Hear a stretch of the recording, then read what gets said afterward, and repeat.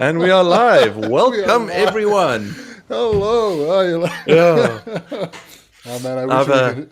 I wish you could share these things on this, but no. no, it's always fun to make inside jokes, but yeah, no, it's I've decided on a new strategy. Every time I'm on stream with Darko, I'm going to be telling him some kind of joke of some kind to make him giggle and see how long it can keep it going while the shows start. So, welcome everybody to today's session. This is the weekly one for the AWS Africa office hours, where we take questions from Exactly. people and we answer those technical. Well, we hope we can answer those technical questions, specifically focused on Africa. But we are streaming on the official AWS channel because we want as many people to join us as possible. So let me quickly. Sorry, I just have one issue here with my copy and paste. The joys of having two computers set up. Let's paste that. Let's open that up. And let's just confirm we're streaming to AWS, my account on YouTube as well. And I can get my shared screen ready here, and we are good to go. Awesome. Now I can please look forward and look at Darko as well. So, like I said, welcome. For those not familiar with us yet by this time, I'm going to let Darko introduce himself first so I can take a step. Hello, my name is Darko. I'm a developer advocate. I work together with Kobus. I am based in Berlin, Germany, and I cover the region of Central Eastern Europe plus Russia. So my job is to work with the local communities, local developers, engineers to get your feedback on the things we do and how we do them, and maybe make them better in the long run. So and also entertain and educate or edutain. Edutainment, yes. Yes. Hello, Mr. Darkest Rose. Good morning, good afternoon. Well, it is midday, at least for me. So 12 noon, right? Hi, twins. Hello, twins. Almost twins. I'm glad. I love that because that means they think we're the same age. Thank you. Thank you for the compliment. It's definitely appreciated. Now get off my lawn, right? Yes, that is my favorite line.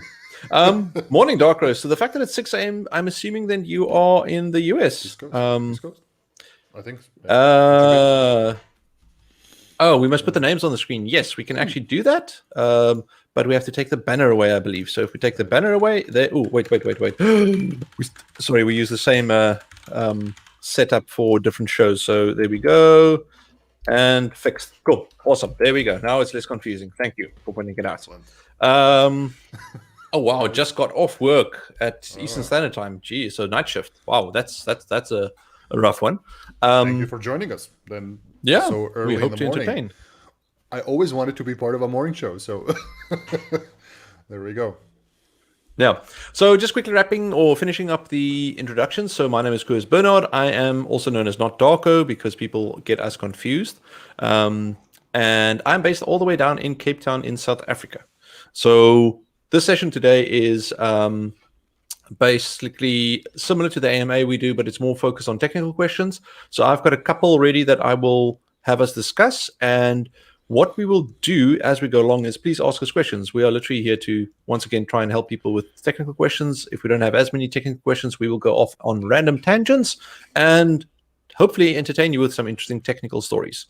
Exactly. I need to quickly paste. I did not even tweet about this. So I think if Darko could tell us something interesting he did. Tell us about your Terraform experience last night. I would love to hear that. So I have hit Mr. Mohammed, I believe. The Terraform stream. So yesterday I had a very exciting stream for myself. I spent an hour and a half-ish trying to learn Terraform. So I am a big fan of infrastructure as code, but have not had a chance to work a lot with Terraform. So I've opted in like, oh, you know what? Let me try to see how this works. Is it fun or not?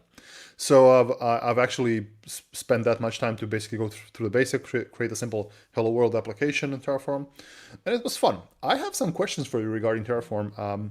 I was hoping that Terraform was doing something better, but my hopes were slashed. But we'll get to that. We'll get to that. Mr. or Mrs. Gold Kiwi, we did not finish. We just started, so welcome.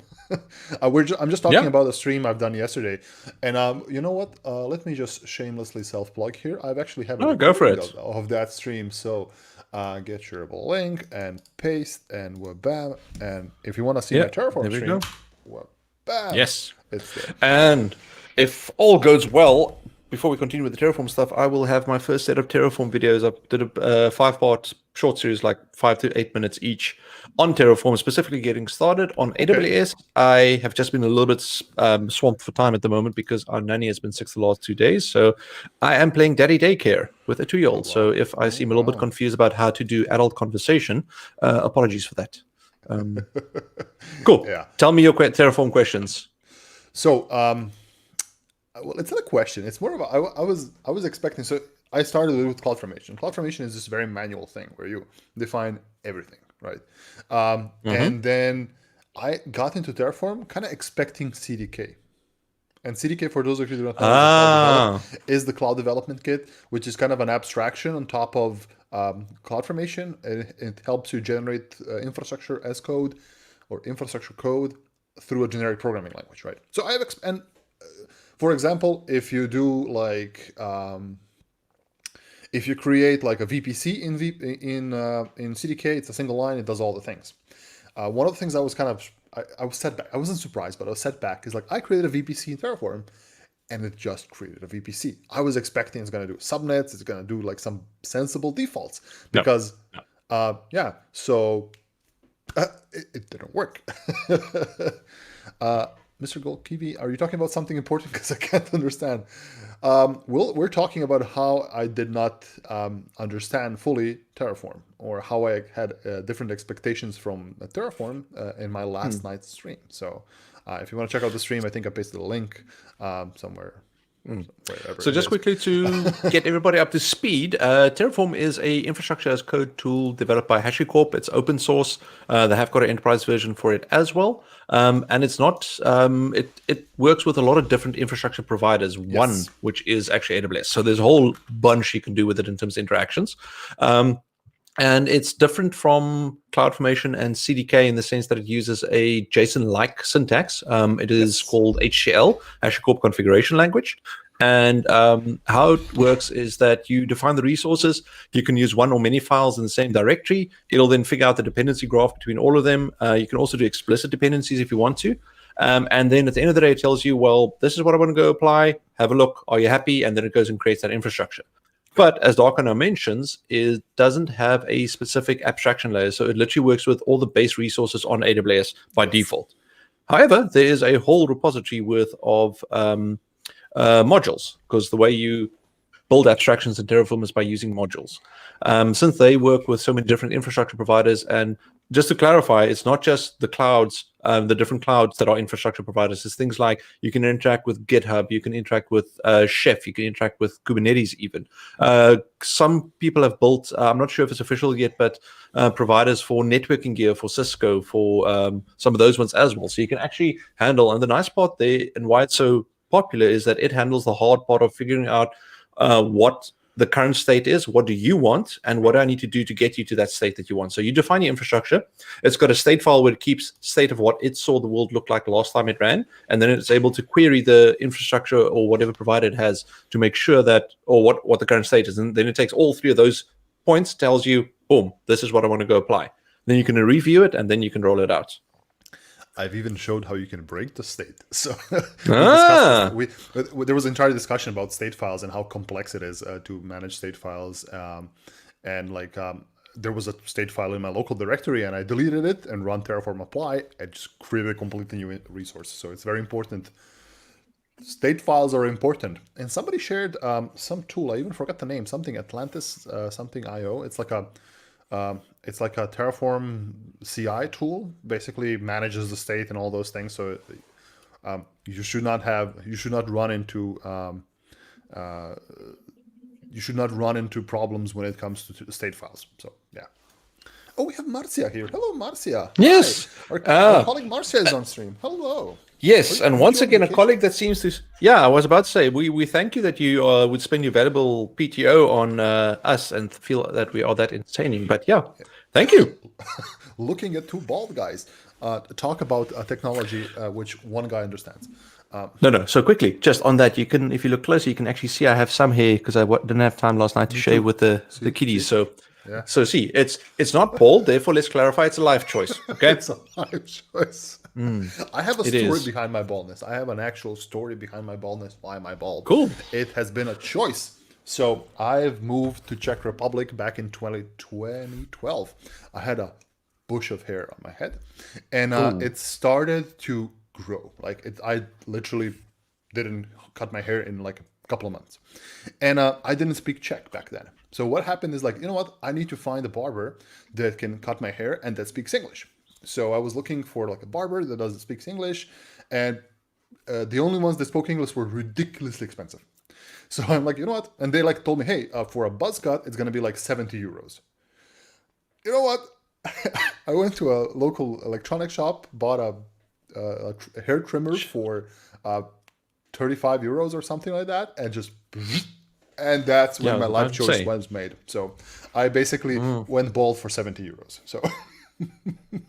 Yeah, when I was at Varsity, I had hair basically down to here. You wouldn't be able to recognize me from any photos then because I had hair up here, not down here, and I had glasses. And I also went for one haircut when I was growing it because the ends were splitting or something, and they charged me a ridiculous amount for like 5 minutes worth of work, and I'm like, this doesn't work. So from there, I had to cut short again because men's haircuts when it's short is apparently a lot cheaper than if it's long, even if it's less effort, which doesn't make sense, but one of those things. Cool. Well. Let us get back to a little bit of AWS tech. So what else did you learn about Terraform that was interesting? I do enjoy the HCL. I do enjoy the HashiCorp configuration language. I find it very nice. It looks like JSON. I kind of made a comment. It looks very close to Puppet language. Puppet has its own DSL. So when Puppet does its classes and modules, it has a very similar approach, at least if I can recall correctly. I did confuse myself with equals. Like when I did CDK with TypeScript, and when you define properties, you use columns. And I did it a bunch of times. I'm like, oh, okay, this doesn't work.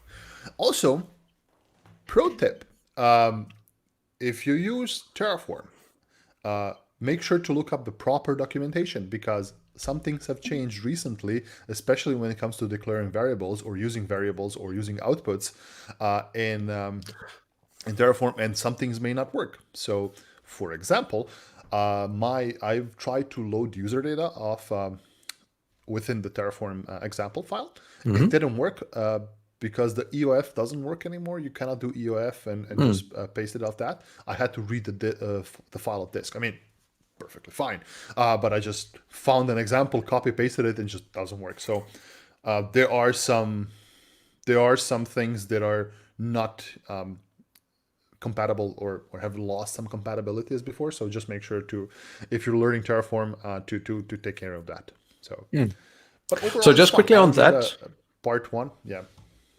Sorry, I just want quickly, just before we forget about this, is that the reason you're hitting that is that between version 0.11 and 0.12, they are making a lot of breaking changes. One of the biggest things is they are bringing the ability to access certain of the language directives in Go. So for loops and for each loops and a couple of things like that available. So because of that, they're also fixing a lot of things. So before 0.12, you had to use string interpolation to do the variable references. So let me actually pop that on the screen for a second because it's quite interesting. And then what happens in post version 0.12 is you can reference them directly. So let me just do this. Give me 0.11. It was that. Yeah, Mr. Max Payne says 0.13 is out, but according to the official GitHub page, 0.13 is not available yet. It's 0.1229 is the latest one as of 2 weeks ago. So I've used 0.1228 as that was the latest version available for my package manager. But yeah, I'm not sure what kind of a change will happen on 0.13. Is that's going to be something major or not? Here we go. We'll see. So what you can see on the screen there, Darko, is that that's the biggest change that you'll seem to notice is that in the first one, you have to interpolate the value of a variable inside quoted strings to be able to reference it, where what you could do now later is you can do it directly in the code, and you can still have a plus and then a bit of string if you want to there. It's up to you how to do it. And also other variables, so it's a little bit more terse, a little bit better and easier to use and keep track of. So it's one of the changes. There are many changes. That's one of the interesting approaches that they do is they are very good with making sure that something is ready to go for production before they give it a version 1. So, very good. I mean, even console was below version 1 for years as well until they got, because the thing is, they're constantly figuring things out, and there are things that obviously that they realize that this isn't a good way of doing it, and then yes, it is a breaking change, but this is still beta. So, Right. cool. And there's a question regarding Yes. Any connection with pipeline and Terraform? I'm going to assume you refer to AWS code pipeline. And in that case, yes, that is actually part of the YouTube content that I'm busy generating. Let me actually put that link to my channel in there so you can go subscribe so long just to know when the videos come out. Slash Quibus Cloud. Luckily, it's an easy one. And what you can do there is Terraform allows you to do a plan output, which is text, and then you can actually show that inside the build job. So the first video that I'm going to do when I get to that point in the pipeline is that I will show you how to just output that so you can visualize what is going to change, and then you put in a manual approval step before you roll it out. And then what I'll do in a follow-up video is I'll show you actually how to integrate it with, let's say, GitHub, so it actually posts that output as a pull request on your PR. I implemented this at a couple of places before, and it actually works incredibly nicely, because what it does is you go make an infrastructure change, it kicks off your pipeline, and what it does is it actually runs the plan on each of your environments. So you can see exactly dev, testing, production, this is what I want to go change, and then it stores that plan file as an artifact for the build. And you can then obviously go and apply it using that, or once it's merged to master, it'll then automatically roll out. Reason why that's a little bit of an interesting one is because feature branches are normally short-lived, and yes, we can have the discussion about doing trunk-based development at some point. But if feature A had a plan and feature B had a plan and they merge out of sequence, and you then try the plans one by one, it'll say, sorry, this was generated off an older version than the current set of the state. Because that's the nice thing. Terraform is smart enough to know that when it generates a plan file, where it was based off in terms of the state file's history. So it'll tell you that, sorry, something changed in the meanwhile, you can't apply this plan. So that's what we'll be doing. That's very cool. I plan to basically, once I start building out my Terraform, I want to build out also the pipeline. So I have no idea how that will work, but you gave me a pointer now. There's a good comment here by Mr. Osp FLSA.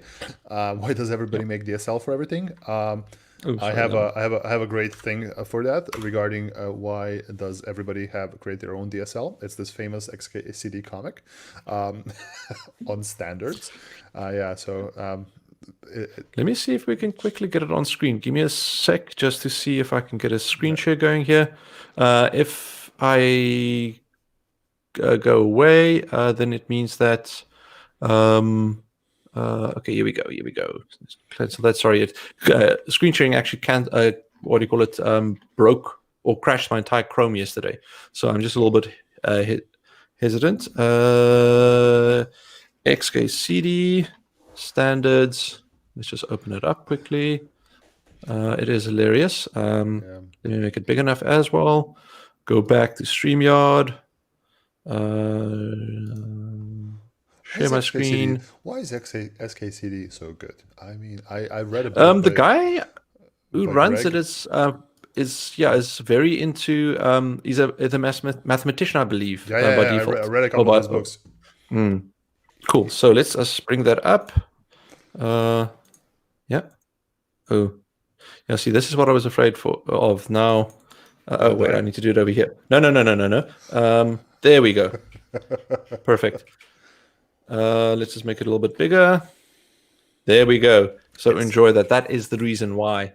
And I have actually done this as well. So I at one point worked for a company that did a communication protocol, and they decided that serializing and deserializing JSON is too slow, so they built their own binary version of it, which was super interesting because the binary version also supported dynamic fields, which was then populated with JSON values.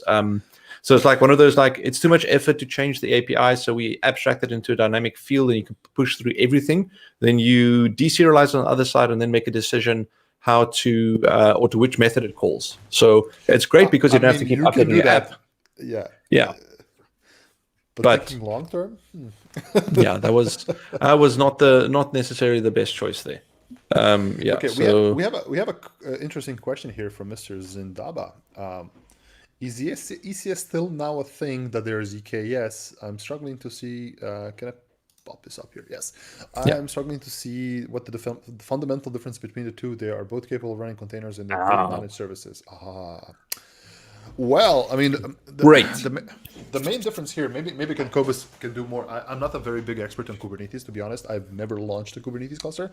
I just know that they are in essence achieve the same outcome. They orchestrate containers, but they do it in a very different way. And using Kubernetes here is more of a, let's get an open standard. You're able to run Kubernetes on any platform, while ECS is more AWS focused. And in my humble non-Kubernetes opinion, it's easier to do ECS than it is to do Kubernetes. So it's much easier to get set up to create a cluster with a bunch of tasks and services in ECS than it is in Kubernetes. But I may be wrong. So Okay.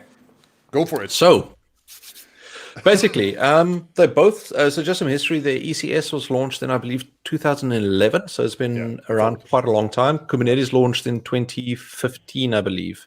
It's only 5 or 6 years old. If our thumbs stuck now in terms of when it was open sourced. So they all both set out to achieve the same end result, which is microservices are popular. We want to be able to use containers to run microservices at scale and deal with the orchestration of them. So in other words, their life cycles, where to deploy them, what the different requirements are in terms of how many do I want of them, how do I interact between the different containers running.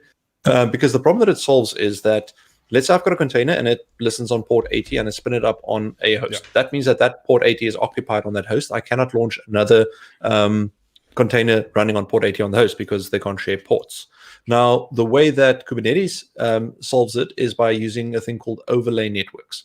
So let's say your network is set up to have a CIDR range of 172/31/00, and it's, let's say, a 16 block. Your host on which the Kubernetes workers will run will also have a 1.72 IP of some kind. And then it creates this virtual overlay network on top of it, which might run in, let's say, the 10.000/16 range. Then it updates the routing tables for each of the hosts to say that this block of 10.IP is routed to that 172 IP because it knows that it allocated that block of IPs to that specific host, because those IPs are then translated on the host itself to the individual pods, as they're called. And a pod is a grouping of containers. Now, what that allows you to do is on a specific host, you can launch more than one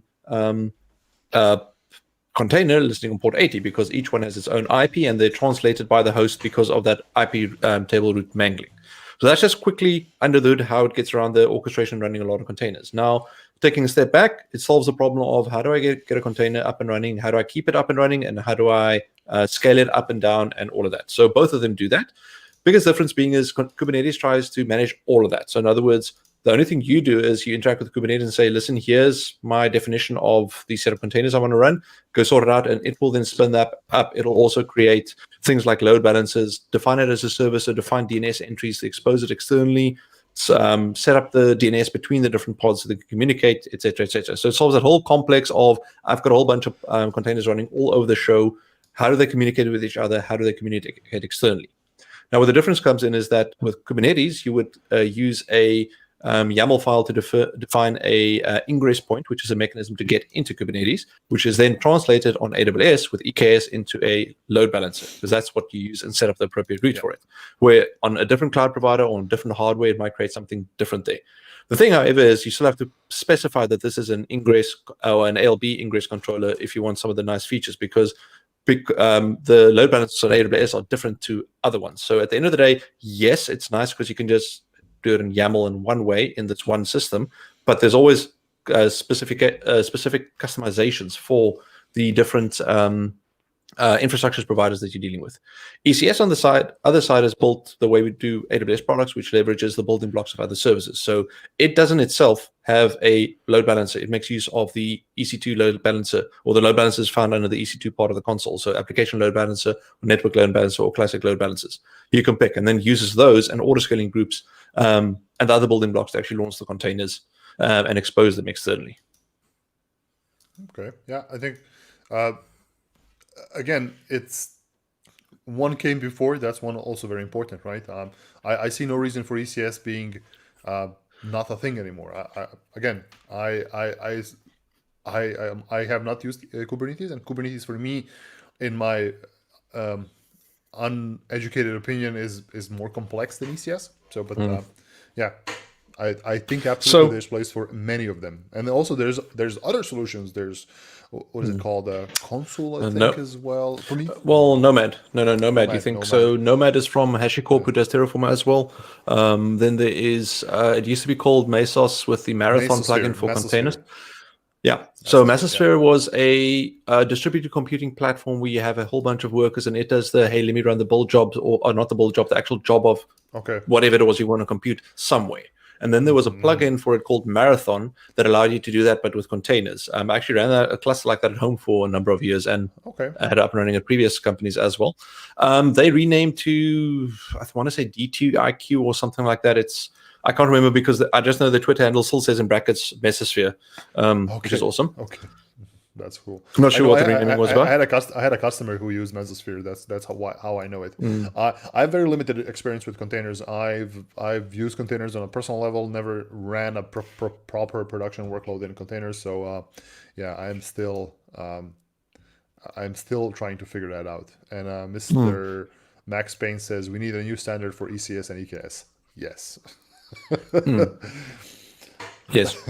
So yes, the nice thing there is that the CDK actually allows us to build out new abstractions and new patterns for using these services that makes it easier to interact with them. Because one of the other things that is pointed out here by this gentleman or lady is that we don't end of life services easy. Yes. Not only that, it's one of the things like we are very, very conscious about the number of people that use our services. So it almost never happens that we even release breaking changes on API levels. Correct. Now, with that, it's a way to do it.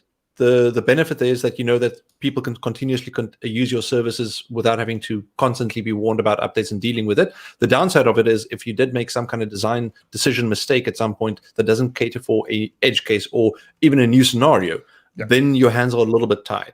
But now with the CDK, because you can build abstractions on top of it, it's actually a lot easier for us to bring out new building blocks that then abstract away that complexity for you.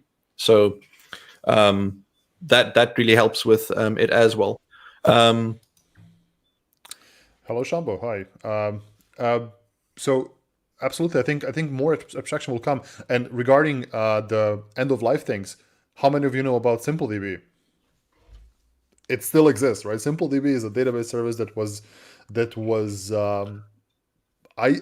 was before I joined AWS, right? So it was 5 years ago, even more, I think, when it was being used, right? But nobody is able to use it anymore. So if you're running SimpleDB workloads, you can still use them, but no new customers launch them. So it's always there. We always make sure that to have those requests in mind, because somebody says APIs are forever, so that's very important. Yeah. Oh, CI/CD. Yes. Right. Our CI/CD can be beneficial if applied. So let's start with what they stand for. So CI is for continuous integration, which means that every time you make a code change and you push it to your repository where you host your code, it kicks off a build that ensures that the code can at least compile. Preferably, it also has a suite of tests that run to confirm that the behavior of your code is as expected. So that would be the very least that it does. Then generally, the CI portion of your build also creates the deployment artifact. So let's say I'm building a Java app. It would create the compiled version of the Java app and then package it in the way that you would deploy it. That might be a WAR file or an ERA file, depending on if you're using Tomcat or JBoss or one of other deployment platforms for it. It could also just be a jar file, which you can run on its own, or you could put, for example, the app inside a container. So at the end of the day, you've got something, depending on how you deploy your app, that goes out. Then the second part, the CD, can either be for continuous delivery or continuous deployment. The subtle difference there being is continuous deployment means it's the act of taking the code and taking it to production and doing it automatically. So generally speaking, this is what most people do: is they have a mechanism where they build code or they commit code. It gets built, tested, packaged, and deployed to production without a human having to go, I approve this, there you go, boom.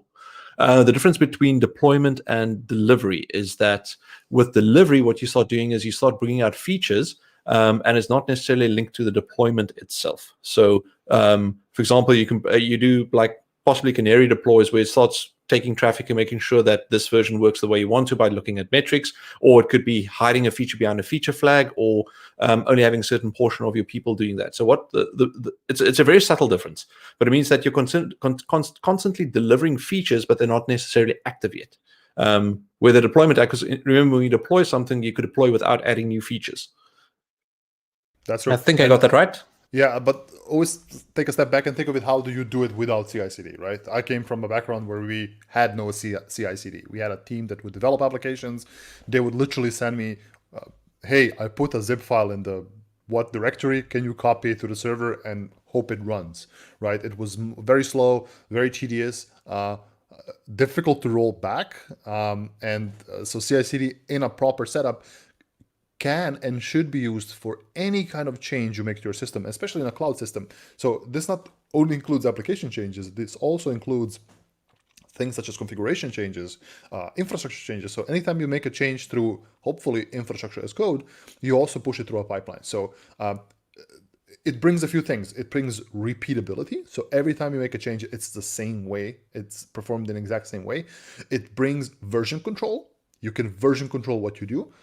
So it's relatively easy to roll back to a previous version. You can kind of understand what kind of change you're making before you're actually making it.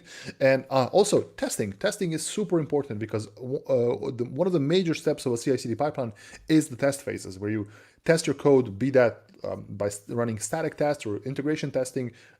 Those things are very important as part of your CI/CD pipeline. And finally, giving the ability to launch in different environments, in different accounts, production staging, whatnot. All of that is automated. So think of the company I used to work for, we had one deployment every quarter. And if that deployment would fail, no deployment that quarter, right? So with a proper CI/CD setup, literally you can push deployments in every minute or so, right? So it gives you a lot more agility to try things out. And even if you make a mistake, you tried it. It's not just, I will try it once in 4 months and maybe it works. So. Cool. I have a thought on this. So maintenance modes, especially when if you're running a web service. So now the question here comes is, who is your customer and how does your customer consume your service? If your customer is a person who will open up a web page or an app or something, then the easiest way to do maintenance mode on Beanstalk or anything else is DNS maintenance mode. So you reroute your DNS endpoints to a maintenance page. One of the easiest ways to do that is to have a maintenance page on S3, for example. Have a small maintenance window saying this thing is under maintenance. Please wait. So once you begin your maintenance period on Elastic Beanstalk, now depending on how you're going to do this maintenance, is this going to be migration, moving, restructuring, whatnot? You can push this update to DNS. If you're using Route 53, it can be done through code. Push this update, do your maintenance, and push it back.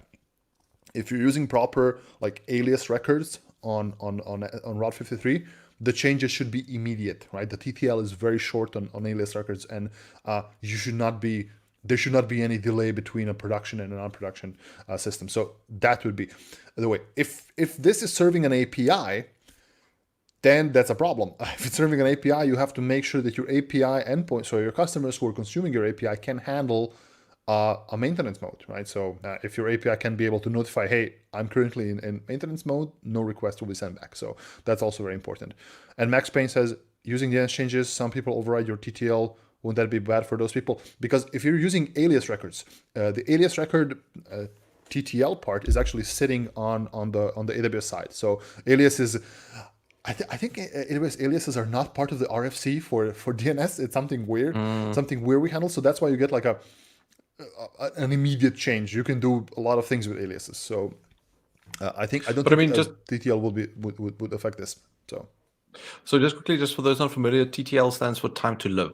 Yes, it's basically DNS pulls a record and then keeps a local copy, and there's a whole chain of different services that handle this in terms of how it resolves it. And what Max Payne is referring to is the fact that it's in between you can start off with your DNS server that you control setting the TTL, but nothing forces downstream ones to listen to the records that they get. They can change it because it helps them cache things, etc. Possibly. Okay, got it. Yeah. So the question came back. In my use case, I have front end the Beanstalk application with SQS SNS. The Beanstalk app listen to SQS. I do not own the subscribing services. Specifically, I need to run a set of DB changes and need the app offline during that duration. Oh, okay. So that's different. Yeah, so that's different. What you can do here is you can set the scaling to 0. I am fairly certain, I'm 99% certain you can do that when you have got more than one instance running. It'll be less. Okay, quickly. With Beanstalk, when you say I want to run a single instance, it runs in a way where it attaches an elastic IP to that instance, and that's where whatever it is that you're deploying is running. As soon as you tell it that I want to run in more than one, it uses a load balancer, and that load balancer allows you to configure a minimum, maximum, and a desired count. And therefore, you can set that desired count to 0. So that should definitely be possible. Scale down to 0, do whatever you need to do, scale back up again. Correct. That would be the way. So you can basically completely take down your application. It will be offline. No instance will be serving your application. As soon as you're done, bump that desired count up to something what you require, and you're back. And also just know that with autoscaling groups, you can actually set this on a schedule if you want.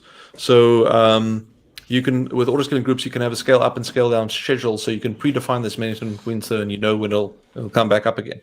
Awesome. There was one more question up here that I want to quickly grab that we might have scrolled past, which was testing Terraform. Yes, I think there was another one. Sorry. Testing Terraform. Yes, I have not looked at testing Terraform. Sorry, that was me clicking on something. My mouse is there. We go. Yeah, I need to replace my mouse. So TerraTest is a great thing. I've actually listened to I forgot this person's name. Anton Babenko, 99% sure. No, it's actually not Anton. I know him, but it's not Anton. It's somebody else. I was on a meetup on the Dublin user group, and he was there. What's his name from TerraGrant? Yes, he did a really nice presentation on this. Brown hair is actually a big guy, as in broad shoulders, big. I will try to find this thing. He actually explained very good how Terraform testing is done, and I really like his presentation. So I'll actually try to find. If I can, I'll share that. So I have no experience with Terraform testing. I have no experience with Terraform per se, but maybe Cobus has something. Yeah. Basically, yes, you can do it where you spin it. You spin up in a separate AWS account. You spin up the infrastructure, because at the end of the day, it's very hard to run virtual tests against something you're spinning up, even though the infrastructure is virtual, because you then need to build. Sorry, let's just put the name up here quickly. That person. I can never pronounce it. Darko might be able to. So the reason is that Yevgeny. Yevgeny Berkman. Yeah. So let's say you want to test your infrastructure and you don't want to test against an AWS account. That would imply you need some kind of virtual emulator or something that accepts the API calls and gives you the correct responses based on what it is you're setting up, so you'll be able to mock it, which becomes a nightmare. It's like to keep that up to date with all the different API changes that keep coming up. So bottom line is test it against a real AWS account, set up a separate one for that. You spin up the infrastructure, you tear it down again once you're done. And that's how you would test the infrastructure physically that it's working. And there's some tools that you can actually use Inspec, which a lot of people from Ruby and or Chef would be familiar with to actually do this, because it's got quite a nice test suite around things like, is the port open? Does this exist? Does that? And you can extend it quite nicely. I shared Yevgeny's or Jim's status on Twitter. That's his deck on Terraform, and there's some testing how Terraform testing is done there. So it's pretty advanced. So there's a lot of advanced topics when it comes to integration testing and all those things. But it's neatly explained. So. Yeah. Just quickly, one other question by Joshua. I think it's the same Joshua from a meetup that I did 2 nights ago. With regards to Microsoft, what is the app name? Portal's Power Apps. I have no idea. I've never used it. So this channel specifically is around AWS tech, since both of us work for AWS. So unfortunately, we don't know. What are Portal Power Apps? I have no idea. I haven't even looked. I can't even tell you what it is. We apologize.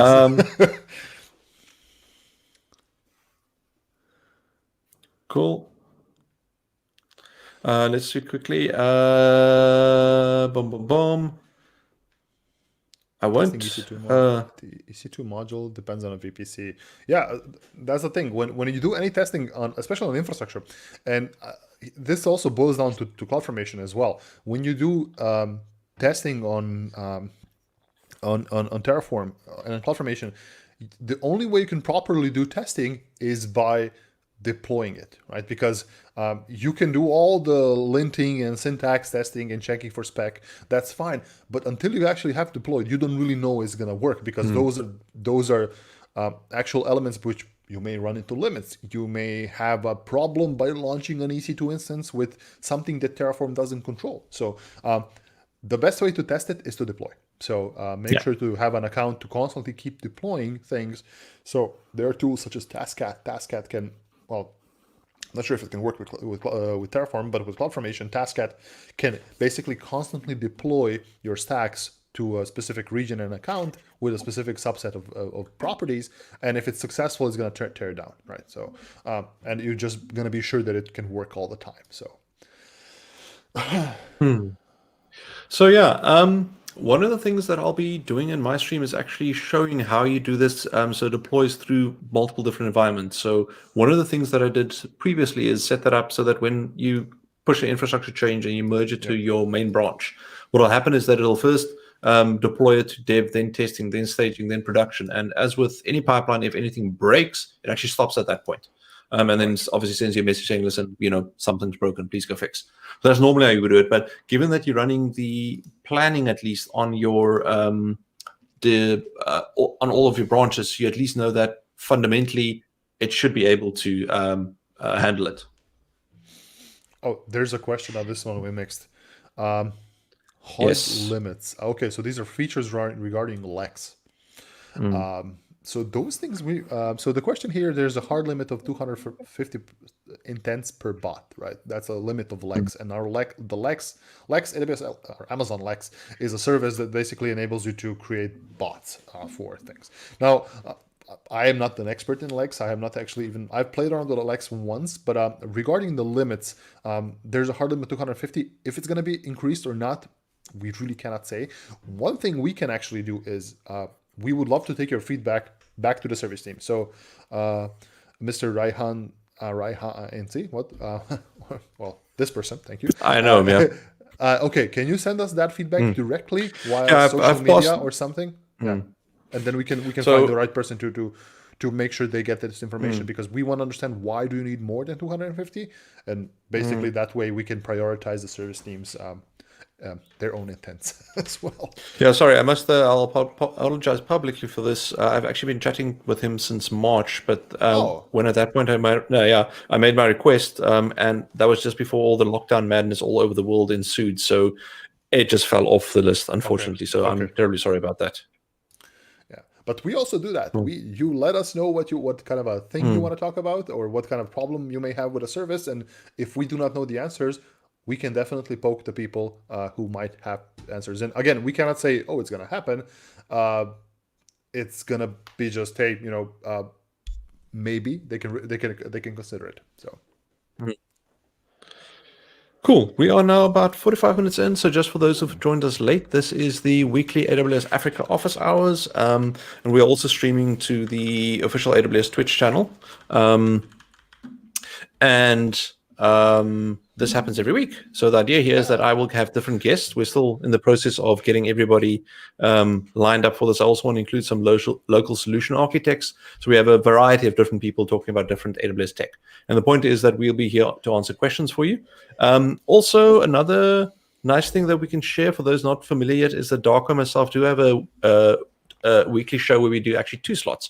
On Mondays and Fridays. So 1 hour earlier than it is now when we start. So we can pop the Darko, if you've got the details close, maybe. I don't, just for the different channels. 1 second. Or we all just, that'll take a while. We're going to pop, well, it's on the same channel, so it's twitch.tv/AWS. But there's also coming on this YouTube channel. Give me a second. I actually have it relatively handy. So we have a YouTube channel called Not Cobus, Not Darko. for some reason. We store all those streams we do here. So you might here somewhere. Yeah. So you can check the recordings there, and we also live stream to that platform. YouTube is not the most common platform for live streaming, so most of our guests come actually from Twitch, but on those streams we actually do things differently. So what we do is we actually go, instead of just talking tech and answering questions, we also build something. So in the last stream, or actually the last two streams, we built something with CDK. So we are trying to build like a fully well architected application workload in the cloud with CDK. But we're trying to implement all the best practices and things. And it's starting very small. So it's a super simple ECS based application with a proper pipeline, and it kind of works. Now on top, we want to expand that. We want to add, databases, make sure we do it in a proper, different kind of pipeline, maybe have multi-accounts, monitoring, all the bells and whistles. But it's basically evolving. So it's not going to be a single episode done deal. It's an exploratory thing where we talk and look at some documentation and hi and those things as well. So, yeah, so it's fun. Yeah, and then once we're done, I can show you how to do it in Terraform. Exactly. Yeah, because no. I've got a couple of years of Terraform behind me. Don't be mean like that. I'm just. So just quickly for a little bit of background around that, because one of the things when we chat to customers and people building on AWS, the feedback we get is that the examples tend to be a single, here's how you launch a container, here's how you launch a load balancer. There's never a fully end-to-end, let's take it all and build this big system and show you the sample code of it all together. So that's what we're trying to solve, is to see, let's build that out with CDK, because we keep saying infrastructure as code is the best way you should be doing it and the right way. So let us show you. And then the purpose of the show is to show you how we bump our heads on certain things that we don't understand, or things we need to learn, or Correct. how we figure out the problem. So you can literally see, oh, this is how it actually works. And it's not like, here's a polished demo. That's not how we work. It's behind the scenes. It's always like, what does this thing do? Exactly.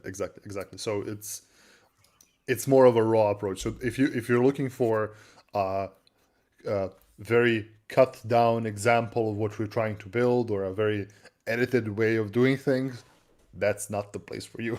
So no, it's more about, it's an hour and a half long stream where we kind of banter and talk and look at documentation. Well, at least one of us looks at documentation and the other one tries to entertain you. So it's fun, I must say. But yeah, cool. Yeah, awesome. Let me quickly scan. Do we have any other specific questions? The only other one that I know that came out, I did mention it in yesterday's EMEA one, is that, and I still want to do a little demo and a video on it, is how to actually use CodeBuild to build a WordPress site. And just CodeBuild, for those not familiar with it, is a service that we have that allows you to, as the name implies, build code, but not just code. The building environment itself is inside a container, so you can effectively execute any command that you want in there. It's a per second build service, and you can also specify the size of the host that it wants to run. And I think the largest one has got 144 gigs of memory with, I can't remember if it was 7 or it's a very large one. So you can actually do some. So I've seen people do batch processing with it as well. Just fire it off as a single, go run it, because you don't have to set up a VPC for it. You can literally say, here's the container, go run the following commands. Cheers. And that's what makes it useful. So we'll take a look at that. Here we go. Question: did you consider to use the Python CDK? I did. Initially, when I started doing CDK, I was like, oh, I'm a Python guy. Let me do this in Python. I'm not that good in Python. And there are actually more examples in TypeScript, because TypeScript was the one that came out first, I guess, and most people use TypeScript one. So, but to that extent, I do want to use Python. So one of my next things is I'm gonna try to use CDK in Python, because I just want to do Python. I'm a fan of Python, so why not? Cool. Another question. This is a fun one. It's a fun one. Apples and oranges, I must say, to an extent. Yes. So Amplify CLI, while you can actually provision a lot of the things with Amplify CLI by creating those backends and creating authentication and data stores and GraphQLs and whatnots, it's different than just CDK. CDK allows you to do basically anything, right? And CDK has abstractions, but let me put it in this way: Amplify CLI has even more abstractions, right? So with Amplify CLI, you really don't have to worry about infrastructure. You don't have to think about, is this going to be a DynamoDB table, or is this going to be incognito user pool with these settings? You can just say add auth, and it will create a very opinionated way to do authentication on Amazon. So it, in essence, uses CloudFormation in the backend, as both do, but the approach is a bit of a different way. So for sure.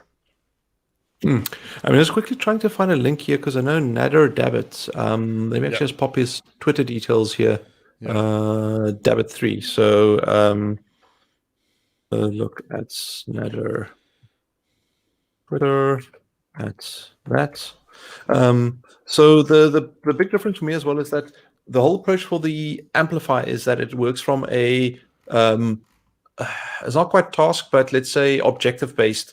What are you trying to do? So I'm trying to build an API. Let me show you how to do it in an opinionated way and set it up. I want to build a React front-end app. Let me do the opinionated way. So it uses the same AWS building blocks in the back, but it's focused on tasks instead of let's put this and this and this together because you know what they are. Where CDK is much more, I know what the Lego blocks are. Let me put it together, or I'm going to make use of those abstractions mentioned. Exactly. So it's a different approach, just how you do things. Well, if you're a front-end developer doing things in React or Vue or iOS, and you want to just create a simple backend or a GraphQL, the easiest way is to do it with Amplify CLI, by far. Yeah. Sorry. That it's actually Nader with E. Apologies for the misspelling there. Also, Danny says it's easier in Node. I that's why I say it's easier to do it in Node because more examples exist out there. But I am a Python fanboy, even though I'm not the master of Python. I just prefer the language because Monty Python. Among other things. It was actually named because of that. It was named after the show. So it's not just Python because of Snake. It was named after Monty Python's Flying Circuit. So absolutely. Nice. And so I really want to get more into it, but time. This question. Yes. Honeycode, you did a stream on this, so I know very little. Let me shamelessly self-plug on this. I'm going to have a shameless plug jar here in future where I want a hero every time you... Can we do rants? Can I do one rant for every? No. Heroes. Euros. I can do Serbian dinars if you want. I think they're even worse. Oh, I actually don't have that. 120 dinars for a euro, so 121 dinars for a euro. So horrible. So Honeycode, it's a no-code solution. But let me stop you there when we talk about no-code. It's no-code. And listen, I'm not a very experienced person with no code and Honeycode. I've just had a look. So in my uneducated first look into Honeycode, it's the same no code with a lot more features as Access is no code. Microsoft Access. So if you ever use Microsoft Access to build these applications, which requires zero code, but you have a database, and then you just build forms on top of that, that's no code. Now, what's great about no code, or sorry, not no code, Honeycode, is that instead of just having a locally available database in Access, you just struggle with it like crazy, you can build web and mobile apps with ease, right? So in essence, you create a data store, you create a bunch of Excel tables, it's just spreadsheets with data, and then you link them to a front end, a back end. You create a bunch of views, again, zero code, and it works really great out of the box. So if you need a quick app that will track attendees, or for example, you're doing inventory in your company and you need the inventory application, do not go and build code it, right? Do not force anybody to develop something like that. Go to Honeycode and just basically build a form and use that. Literally, it's as simple. So, but do not get too excited about it. It's not the revolution. Nobody will code anymore in their lives. It's just, if you want a simple application, it's basically Microsoft Access, but on the web. And it saves the data from the app that it collects inside that spreadsheet, I'm assuming, yeah. So just adds rows to it. Okay, cool. So well, it's actually useful for a lot of people. Yeah. It's neat. It's neat, but I think at least the sentiment on Twitter and social media when I heard about honeycode and no code is like, oh, nobody will ever code in their lives anymore. Yeah, about that. Listen, it's fine. It does its job, and it's actually the audience for honeycode is different than maybe yourselves and ourselves, right? And it's even a separate console. It's a very separate experience. You basically give, if you have people in accounting, marketing, or somebody else, if they would like to create a small application. For example, you have a warehouse staff and they want to do inventory. They want to they don't have an inventory application. Align a bunch of things on a form, create a database or create a table, and literally just run it on a mobile phone and scan QR codes. It just works. Arcane is very close, although CDK is a lot of code. It's not all the code. If you want all the code, you have to go to CloudFormation and use the JSON version. That's about as verbose as you can get. Okay, Josh Rupi, honeycode Power Apps, are they competitors? I don't know. I don't know what Power Apps is. Yeah, I think Joshua is getting back to the question. So honeycode might actually be something that could work for you, because you said, because I don't know about the detail about what it is you want to build, but this could be a way, if you can work with the spreadsheets, to you set up an AWS account and then you can start using the app to integrate with it, and the app will be deployable on the phone without any additional requirements, in the sense that I remember you saying that they needed a subscription to a service to be able to use anything you build on that other platform. So that might be a way to actually help that for you. So what I recommend is go have a look at the stream, the Docker base a little bit earlier, to see how we went about building it. It has iOS, Android, native apps as well. Yes. It's native to an extent. So it has a native application that is it's a honeycode native application. I was looking for my phone so I can show it to you, but I don't have it. I don't know where it is. So it's kind of a honeycode native application, and within that honeycode application, you need to log in, and then you have a list of all the applications that are available. So Joshua, check out the link I've pasted a few steps back. I've did an hour long stream or 45-minute long stream on the topic of honeycode, and I go from the base. I create a simple application. It's me stumbling through things, so it may be interesting if you really want to see if that can do the job for you. So, and also, come back next week and tell us how it went. Yes, exactly. Yes, absolutely. And so what was that? Dark, I think like buttons also jar money come. Oh, do I need to? Okay, so okay, all right. I need to find some money. I have some random money here, not euros, but yeah. Cool. Oh, you don't have the links. There we go. There it is. So you can grab that. Maybe just a screenshot. It's horrible. Actually, Darko, let's put your channel stream in here, because that I know is easy with the channel name, Rob12. Rob12, there we go. YouTube.com. YouTube.com. It's /c/. Remember, the C is important. They changed the URLs. I don't need to do it. For me, it's fine. I can still use this one. Oh yes, you got in before they made that change. Nice. Sorry, my light died. Oh, the battery's one of the streaming. So yeah, you get a bit less light with me now. So. Would that mean that you are now delightful? Delightful. Oh god. How many kids? I'm here all day. How many kids do you? Oh man. Yes. As my wife would say, I have to live with this. Yeah. Exactly. That's very good. But I am delightful. Yeah. Delighted. Cool. Yeah. But seriously, Joshua, come back next week and tell us how it went. Yes. I'd love to see, because like I said, this is specifically aimed at, I think, people with your use case that are not developers that want to build apps and things. So I'd love to see how it went. Yeah. We have a bot. Okay, MooBot. Oh yes, but this is the official AWS bot. That's just why it's. But they will also be posted on officially on a different channel, and this is the channel from Cobus and myself. So let me just paste that. And type it because. Wait. I pasted it in. Did we both? Oh, fine. Be that way. Okay, so you have to subscribe to that channel, so because we can get a nicer name, because you see this horrible youtube.com/channel/capital U, capital C for all of that. We want to avoid that, so if you can smash the subscribe button. Yes. And maybe one day we will make some not Darko merch. right? No, not someday. I already know what it's going to be. It'll be Oh, you a already white know. coffee cup with a little image on it, and we then go. some details about the stream. And at the bottom, that's where the fun part's going to be, is that some of them will say not Doka and some will say not Quibus. So your one will go when you sip it up. At the bottom, it'll tell you that not Quibus. Okay, good. Okay. I thought We this have through, to do okay? that. All right. Well, let's just then let's get on with it. And if we ever sell any of those, all proceeds go to a charity of your choice. So we don't want to make Yes. money off that, by the way. No, definitely not. Yeah, cool. And that, I believe, is the beep that tells us that it is about. Shall we But make your an watch end is 10 seconds fast. Is it? It's a 10 euro watch. It's Oh, it's the old It's Casio. it's the F91W. Can I zoom on this? I probably cannot. Yes, I can. Aha!